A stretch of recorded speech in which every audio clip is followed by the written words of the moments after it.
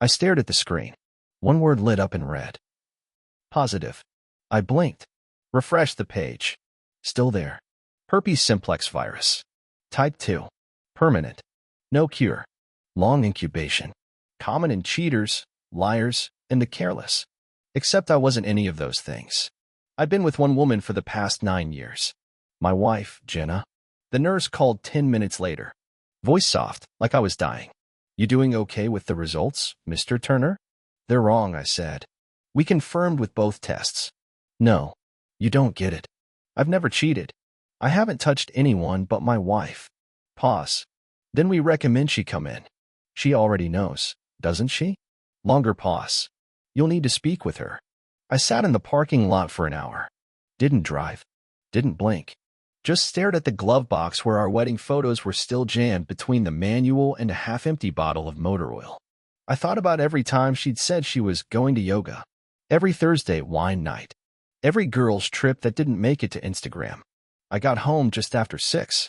She was already on the couch, legs curled under a blanket, wine in hand, phone glowing like she was texting the devil. Hey babe, she said. Hey, you look tired. I am. Rough day. I sat across from her, looked her straight in the eye. I tested positive. Her smile didn't drop immediately. That was the worst part. She didn't even flinch. What? Herpes. Type 2. Permanent. Now she blinked. From what? That's what I'd like to know. You think I? Oh my God, Greg. Really? After everything? She put the glass down, leaned forward. You're accusing me of giving you something you probably picked up in a gym shower or a dirty bar bathroom? I don't use public showers. You're not seriously blaming me. I've never cheated, Jenna. She stood. Neither have I. Then how the hell did I catch something people only get from cheating? Maybe you had it and didn't know. I've been tested before. Clean. Always. She folded her arms. Well, I haven't done anything wrong. Maybe you should get retested. That was when I knew.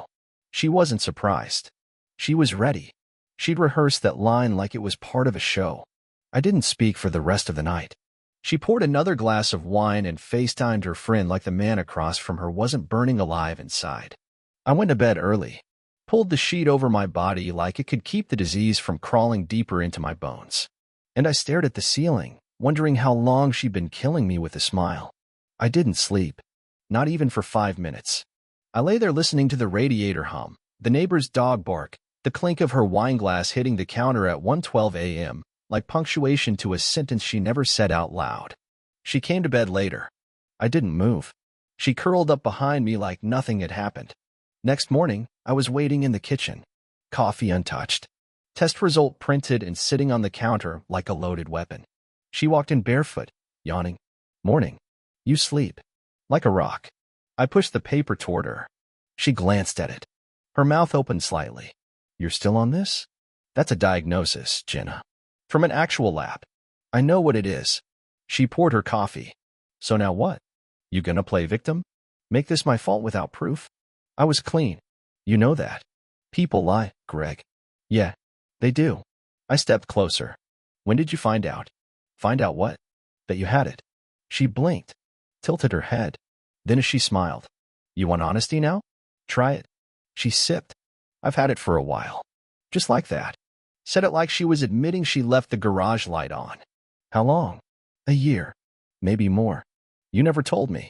Would it have mattered? You infected me. She set the mug down. I assumed you already had it. Why would you assume that? Because no one's really clean, Greg. Not forever. You're sick. I'm realistic. I stepped back, heart pounding like it was trying to escape my chest. How many? She frowned. How many what? How many men? She didn't answer. 5? 10? 20? She shrugged. Does it matter now? How many of them did you tell? She laughed, like I'd asked her what wine pairs with salmon. You think I'm going to track them down and give them a courtesy call? Hey, by the way, I gave you a party favor. That's not a party favor, Jenna. That's a hell life sentence. So sue me. I might. Please. You look pathetic. She turned her back. And just like that, it was over. Not the marriage. Not the love. The illusion. The belief that deep down she cared. She didn't. Not about me. Not about them. Not about anyone but herself. She walked out the door like nothing happened. Said she had brunch. Left me standing in the kitchen holding the test results like a guy trying to catch a bullet with a sheet of paper. I stared at the door for a long time, then picked up the phone and called her gynecologist. Hi, this is Greg Turner, Jenna Turner's husband. She was in a few weeks ago and mentioned follow-up paperwork. She wanted me to check in on it. Silence. Then, oh, yes. Right. Actually, we've already reached out to the listed contacts. Contacts? Yes, her recent partners. We're required to notify them for tracing. Can I get a copy of that list? We don't usually. Please. Pause. Then, okay. But you didn't get it from me. 10 minutes later, I had the file in my inbox. 27 names. 27 men. All of them walked into her life thinking they were special. No, they were infected. I opened the PDF on my laptop like it was a confession letter from hell. 27 names. Some full. Some just first. A few had numbers. Most had cities. All of them. Men my wife had been with while I was married to her. And none of them knew. The first name? T. Colburn. It took 2 seconds to connect it. Trevor Colburn. My mechanic. The guy who replaced my brake pads last February. The same guy who slapped my back and told me, "You're lucky, man. Jenna's gorgeous. That girl's sunshine." He shook my hand with fingers that had been inside my wife. The second name? E. Lawton. Our son's soccer coach. He had handed me orange slices and said, "You're raising a good one," all while screwing my wife in the back of his Jeep. By the time I got to name 8, I wasn't even angry anymore. I was strategizing. I called the doctor back. How were they notified? We mailed discreet letters. No names, just facts. They probably didn't believe you. Most don't. Until it shows up. What happens if I contact them directly? Silence.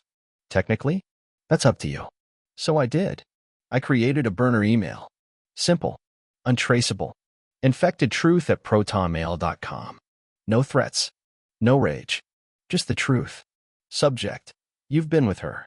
You deserve to know.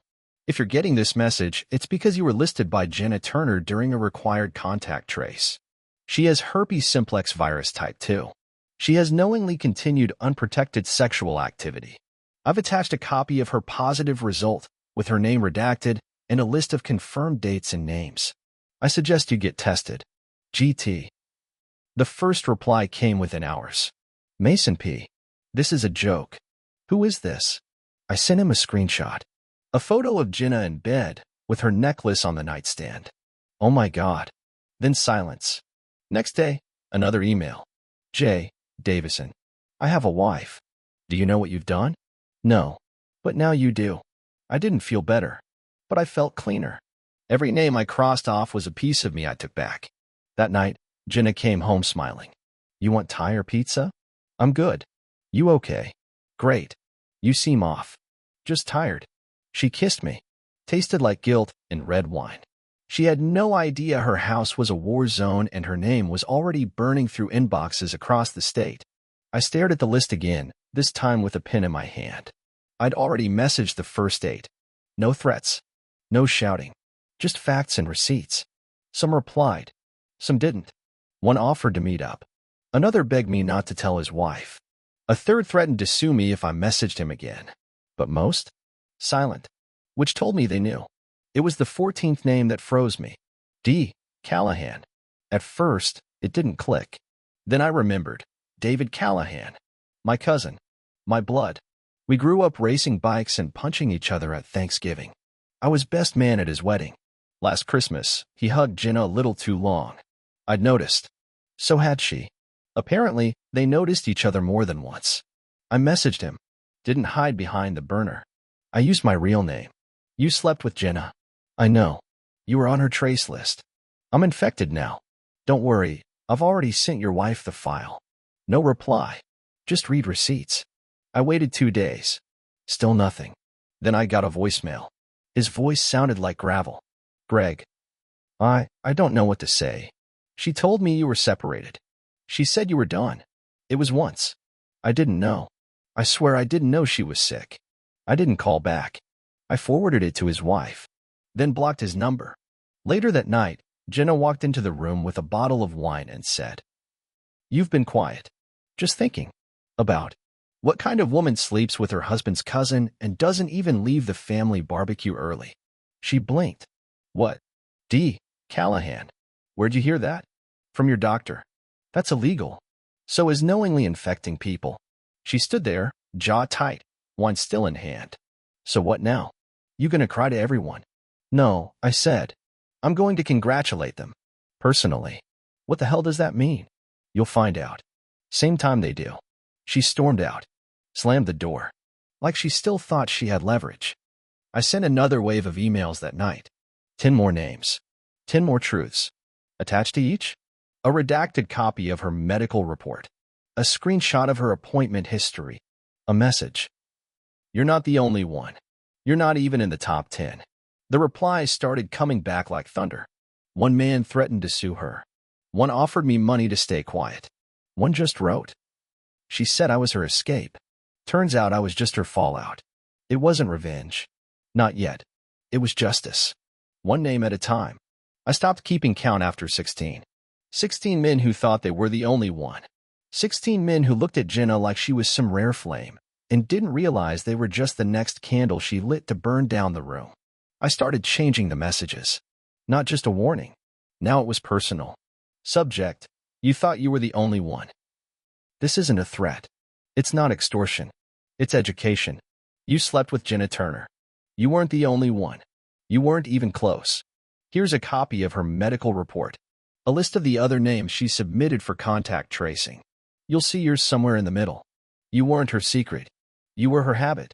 And now, like me, you're carrying a piece of her forever. Attached, the document. No emotion. Just facts. Some men lashed out. You sick bastard. You're enjoying this, huh? Others begged. Please. Don't tell my wife. She'll leave. My kids. I didn't answer them. I wasn't doing this to save their marriages. They didn't care when they were cheating. Why should I? A few responded with silence. But one sent a photo. It was Jenna, on her knees, in his garage, wearing my shirt. Thought you might want this for your collection. I didn't reply. Just added it to the folder I was building. Jenna, Exhibit Series. I printed it, taped it to the inside of the garage cabinet where I used to keep her birthday gifts. The tape didn't even stick well, too humid, but it held. That felt poetic. One guy, Tom Briggs, called me. Not messaged. Called. She told me she was divorced. She lies. She told me you were abusive, that you had a gun. She projects. She said you'd hurt her. She's hurting everyone. Pause. I tested positive. Yeah. What do I do? Tell your wife. I can't. Then I will. Click. That night, Jenna made pasta. Set the table. Lit a candle. Like nothing was wrong. You okay? Better than ever. She smiled. I like this version of you. So do I. I poured the wine. Didn't drink it. Let her sip first. The candlelight danced across her face like it was still trying to make her look human. She chewed and said, You still love me, right? I'm starting to love what I'm about to do. She frowned, but I smiled, because she still didn't know what I'd sent that morning. A package. To her job. To her boss. To HR. To the board. Inside? A list of the infected. Her own signature on the test confirmation. One thumb drive. With 27 truths. You want to break someone like Jenna? You don't yell. You don't scream. You go still. Silence is the kill switch. After I mailed the package to her job, I didn't say a word about it. I made breakfast. Took out the trash. Even brought her coffee in bed like old times. She responded exactly how I knew she would, like a predator who thought the prey had given up. You've been sweet lately, she said. Trying to turn a new page, I told her. She kissed my cheek. I like it. By Wednesday, she was back to leaving her phone face up. No lock code. Either she was cocky or she didn't care anymore. I waited until she showered, then synced the cloud again. That's when I found it. A voice memo. She'd sent it to someone named Mia. I swear, if he ever finds out how many there really were, he'll burn the whole block down. He's not that type. Oh, please. He's passive. He'll shut up and rot like always. Then laughter. I copied it, filed it, then replied to her voice note from my burner. He found out. I didn't sign it. Didn't have to. Thursday morning, her phone blew up. Voicemails. Missed calls. 3 blocked numbers in a row. She was pacing the kitchen barefoot, biting her thumbnail. Something's wrong, she said. What do you mean? I think someone's sending things. To work. Like what? I don't know. Files. Weird. She stared at me for a second like she was trying to read static. You're really not upset anymore? You made your choices. I'm making mine.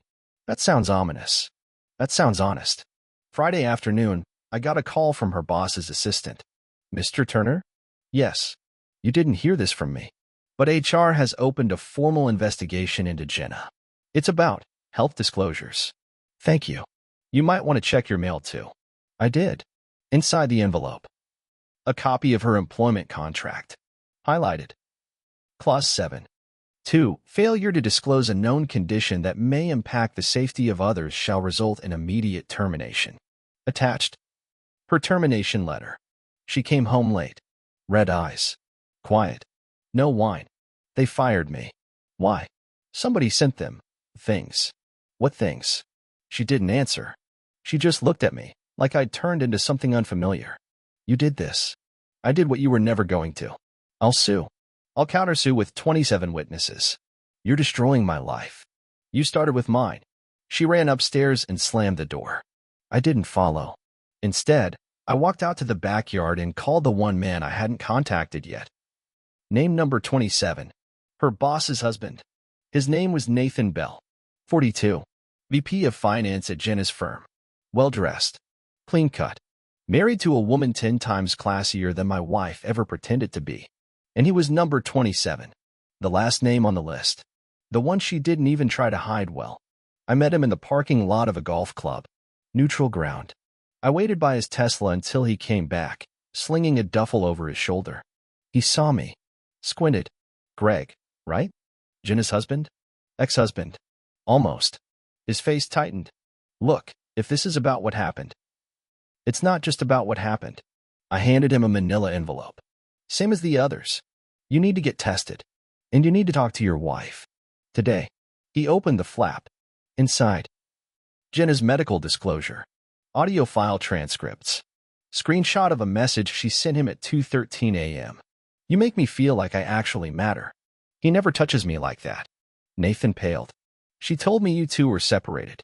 She told a lot of men that. How many? 27 that I know of. He sat down on the curb. Just sat. Like his spine gave out. Jesus Christ. You weren't the worst. What do you mean? You're married. But she does it with cousin too. He covered his face. I didn't know. I believe you. But she made you her shield. He looked up. Why are you telling me this? You could have just gone nuclear. Because she burned everything. And now? I'm making sure the fire spreads properly. An hour later, Nathan's wife messaged me on Facebook. One line. Thank you for telling me first. That night, Jenna tried to play it normal. You hungry? No. Want to talk? Also no. You're being really cold. Nathan's wife says hi. Her hand froze over the sink. What? She knows. How? I showed him what you gave me. Greg, you didn't just cheat. You exposed people. You ruined them. She stepped forward. We can fix this. There's no, we left. You're my husband. Not for long. I slept in the guest room that night. Locked the door. Not for safety, just for peace. When I woke up the next morning, her stuff was gone. Half the closet empty. Jewelry box cleared. She left a note. If you ever loved me, please stop. No apology. Just a request to save her from the fire she lit. I didn't reply. But I wasn't done either. Because she left behind something important. Her laptop. And inside it, her personal folder. Labeled J. Photos. Videos. Voice notes. And a list of burner accounts. Aliases. Message threads. More men. The folder was worse than I imagined. She had files. Organized. Sorted by name, location, date. Every man she'd been with, real names, fake names, what she told them, how long it lasted, and in some cases. Photos. She had a whole section labeled decoys. Men she used to deflect suspicion. Guys she intentionally let me catch glimpses of, text threads, fake flirting. Bait. They were cover fire. The real ones? Hidden in encrypted folders. When I cracked those, it took hours to close my jaw. Some were married. Some had positions of power, judges, a city official, 2 minor league athletes. Some were minors, at least at the time she met them. She'd lied about her age online, groomed them into first-time experiences. That part turned my stomach. I printed it all, not the images, just the facts. Name, date, alias used, method of contact, and one bold header on every page. Contacted without disclosure of infection. Then I compiled her employment documents. Resume. Certifications. Code of ethics from her company. Clause 14.7 stood out. Any deliberate act of endangerment to the health, safety, or well-being of others constitutes immediate grounds for termination and referral to legal authorities. Perfect. I packaged the file under a clean label. HR disclosure, urgent, and sent it to her company's HR department, the board of directors, their legal compliance division, 2 local media outlets, with this subject line: you should know who represents your brand. The fallout hit in under 24 hours. A voicemail came in from a restricted number. Mr. Turner, this is Charlotte from compliance. We've reviewed the materials. MS. Turner has been placed under immediate suspension, pending a full investigation. If what you've sent is verifiable, legal action may follow. I didn't smile. I didn't celebrate. I just hit delete. A day later, I got a text from Jenna. Why would you do this? Why did you? You're blowing this up for everyone. No, I'm just turning the lights on. She didn't reply. I knew she was out of a job. Her social accounts were gone. Her car was still in long-term parking at the airport, untouched. She'd run, vanished, but not fast enough, because one man from her burner list was tied to a sealed case in another state. And when I forwarded that name to a contact in the district attorney's office, the dominoes started to fall loudly. It started with a letter, certified mail, legal envelope, return address, a firm I recognized. She'd mentioned them once, back when she was trying to look serious about divorce prep. Inside, a cease and desist. Mr. Turner, your actions have caused undue harm, harassment, and reputational damage to Ms. Turner. We demand you immediately cease distribution of any and all materials referencing her medical records or personal relationships. Failure to comply will result in civil litigation. At the bottom, her signature. Jenna, still trying to control the narrative. I didn't panic, because by then, I had already spoken. 2. The Board of Public Health. 2 law firms. Her ex-boss's wife. A contact in the DA's office who used to coach my son's baseball team. I'd submitted a formal complaint through a whistleblower channel using her own words, her own admissions, every screenshot, every audio file, every date-stamped memo. The moment I got the letter, I forwarded everything. 2 days later, I got the call. Mr. Turner, this is ADA Wilson. We've reviewed your package and opened an inquiry into Ms. Turner's conduct. Based on the material, this could qualify as willful endangerment and non-disclosure of an STD, possibly criminal negligence. That's your call, I said. I just told the truth. Did she ever admit she knew? On audio. Twice. Perfect. Then it got better. I got a text from a number I didn't recognize at first. She's trying to sue me too. Thanks for the heads up. Emby. Nathan Bell. Her former boss. The one she'd seduced. The one whose marriage she burned to the ground. Turns out, she tried to silence him too. Claimed he'd manipulated her, said he'd blackmailed her into sex. But Greg's email thread had already been submitted. Complete. Unedited. Proof that she initiated everything. A week later, I saw her on the local news. Not her face. Just her name, scrolling under a headline. Former corporate liaison under investigation for alleged health disclosure violations. It was brief, but it was public. I framed the cease and desist. Hung it above the fireplace. Not out of pride. Out of principle. A reminder that if you're going to burn someone, you better make damn sure they're not already standing in gasoline. She called me from a number I didn't recognize. I answered out of curiosity, not hope. Her voice was different. Flat. Dry. Greg. It's me. Yeah. I know. I got served. I heard. You really went that far? You gave me something permanent. I gave you something fair. Silence. Then a question I didn't expect. Do you know if there's anything that slows it down? The virus. Yeah. Suppressants. Management stuff. I tried to get a prescription, but everything's locked in litigation now. I paused. Yeah. There's something. Can you tell me what it is? Sure. I texted her the name of the drug. The one I'd been on for 3 months. The one she never once asked about. A few hours later, I sent her a package. No return address. Inside, a generic pill bottle with 2 tablets. A printed dosage guide. A single note. This would have helped. Before you made me the last to know. I didn't hear back. Not for weeks. Until I got another envelope in the mail. No stamp. Just dropped in the box. Inside, a photo. Jenna. Looking thinner. Hair tied back. Standing next to a burned-out apartment door in a city I didn't recognize. On the back. You win. I lost everything. No name. No threat. Just those words. I didn't feel joy. I didn't feel pity either. What I felt was clarity. Because revenge isn't about rage. Not real revenge. It's about precision. Patience. Letting the fire take the oxygen first, then the walls. I moved 2 towns over. Started fresh. No forwarding address. No name on the mailbox. Just me. And the knowledge that every man she lied to now knew the truth. Every lie she told? Caught. Every smear she tried? Documented. She burned 27 men and thought I'd be number 28. She was wrong. I wasn't a number. I was the ending.